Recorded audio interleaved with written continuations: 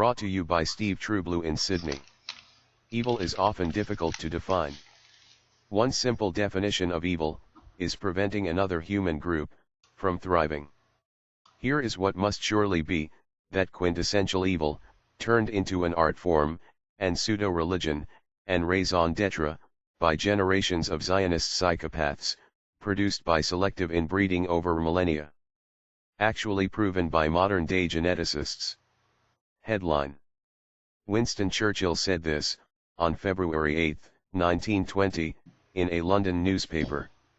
In violent opposition to all the sphere of Jewish effort, rise the schemes of the international Jews. Zionists, most, if not all of them, have forsaken the faith of their forefathers, and divorced from their minds all spiritual hopes of the next world. This movement among the Jews is not new.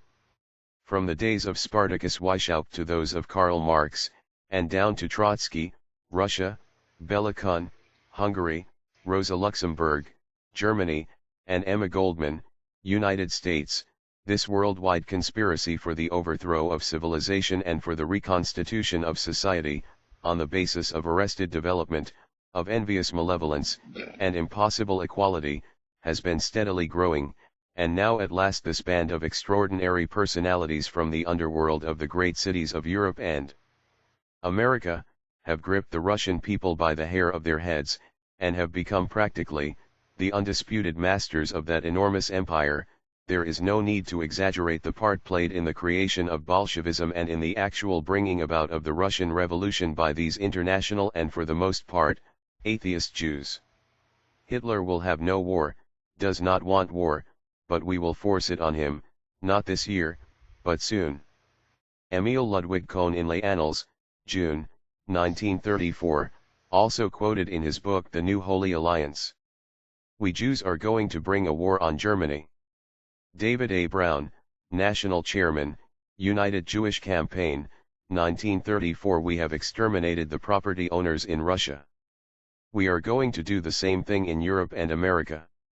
The Jew, December 1925. Zenobit, the world revolution which we will experience will be exclusively our affair and will rest in our hands. This revolution will tighten the Jewish domination over all other people.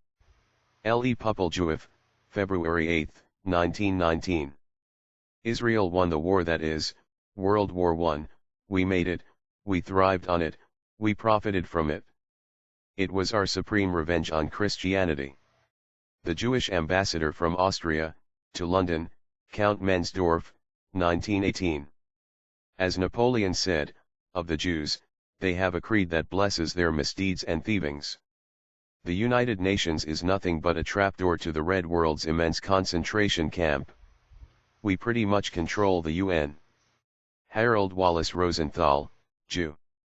Masonry is based on Judaism. Eliminate the teachings of Judaism from the Masonic ritual and what is left. Jewish Tribune of New York, October 28, 1927. Freemasonry is a Jewish establishment, whose history, grades, official appointments, passwords, and explanations, are Jewish from beginning to end. Rabbi Isaac Wise, 1927.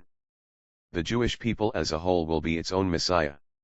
It will attain world dominion by the dissolution of other races, by the abolition of frontiers, the annihilation of monarchy, and by the establishment of a world republic in which the Jews will everywhere exercise the privilege of citizenship. In this new world order, the children of Israel will furnish all the leaders without encountering opposition. The governments of the different peoples forming the world republic will fall without difficulty into the hands of the Jews. It will then be possible for the Jewish rulers to abolish private property, and everywhere to make use of the resources of the state.